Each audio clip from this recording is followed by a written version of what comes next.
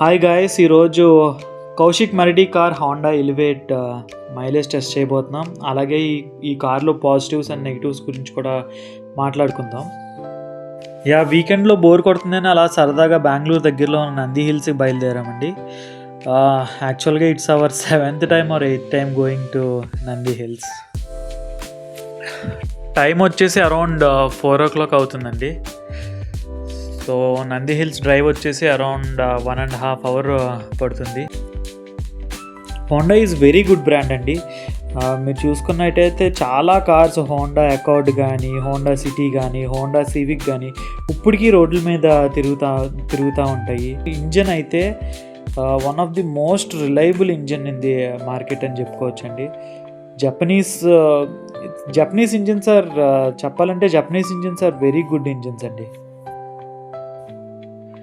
నేను వచ్చేసి గట్టిగానే కొడుతున్నా అండి. ఎక్కడెక్కడైతే నేను తొక్కగలను అంత తొక్కేస్తున్నాను, కాంప్రమైజ్ అవుతలేదు. Mixed of city and highway ప్రస్తుతానికి చూసుకున్నట్టయితే అరౌండ్ 17 kilometers ఇస్తుందండి per litre of petrol. So ఈ కార్ వచ్చేసి లోపల కూర్చోవడానికి చాలా స్పేషియస్గా ఉంటుందండి. So lot of leg room ఉంటుంది అండ్ బూట్ స్పేస్ వచ్చి కూడా చాలా పెద్దగా ఉంటుంది. ఐ థింక్ ఈ కార్లో వచ్చేసి మనకి 1.5 liter naturally aspirated i-VTEC engine వస్తుందండి.